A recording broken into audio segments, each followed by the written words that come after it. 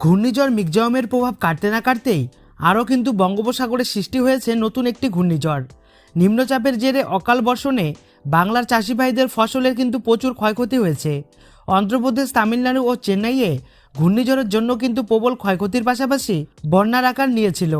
বর্তমানে দক্ষিণ বঙ্গোপসাগরে একটি নতুন ঘূর্ণাবর্ত তৈরি হয়েছে, ফলে বাংলার বেশ কয়েকটি জেলায় বৃষ্টির পূর্বাভাস রয়েছে এবং পরবর্তীতে ঘূর্ণাবর্ত থেকে ঘূর্ণিঝড়ের সম্ভাবনা সৃষ্টি হচ্ছে। আবহাওয়াবিদরা আশঙ্কা করছেন মিগজাউমের থেকেও ভয়াবহ ও শক্তিশালী হবে এই ঘূর্ণিঝড়।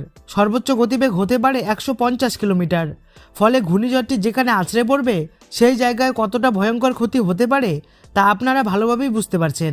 তো চলুন দেখে নেওয়া যাক এই ঘূর্ণিঝড়টি কবে তৈরি হয়ে কোন উপকূলে আছড়ে পড়তে চলেছে, এর ল্যান্ডফল করার সময় সর্বোচ্চ গতিবেগ কত হতে পারে, কেমন হতে পারে এর প্রাকৃতিক ধ্বংসলীলা, কোন কোন জেলায় এর প্রভাবে ভারী বৃষ্টির পূর্বাভাস রয়েছে।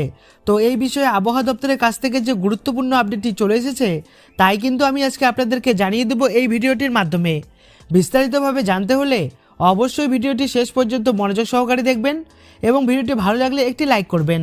আর এমনই প্রতিনিয়ত আবহাওয়ার নতুন খবরগুলি সবার প্রথমে পেতে আমাদের চ্যানেলটিকে সাবস্ক্রাইব করে পাশে থাকা বেল আইকনটি অন করে আমাদের পাশে থাকবেন।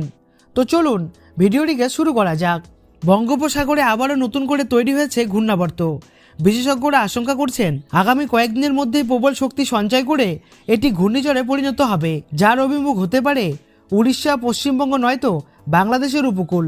ঘূর্ণিঝড়টি পুরোপুরিভাবে তৈরি হলে তারপরেই তার গতিপথ কোন দিকে হবে তা বলা যাবে। ঘন্টায় 140 থেকে 150 কিলোমিটার বেগে উপকূলে আঘাত হানবে ঘূর্ণিঝড়টি। ফলে উপকূলীয় জেলায় 3 থেকে 4 দিন ভারী বৃষ্টি হতে পারে। চলতি সপ্তাহে ঘূর্ণাবর্তটি ঘূর্ণিঝড়ে পরিণত হবে, কিন্তু আবহাওয়াবিদরা আরও জানিয়েছেন ঘূর্ণিঝড়টি সাগরে তৈরি হয়ে পরবর্তীতে অভিমুখ বদলে চীন সাগরের দিকে যেতে পারে। তাই পরবর্তীতে এই ঘূর্ণিঝড়টি সম্পর্কে আরও বিস্তারিত জানতে আমাদের চ্যানেলটিকে ফলো করবেন।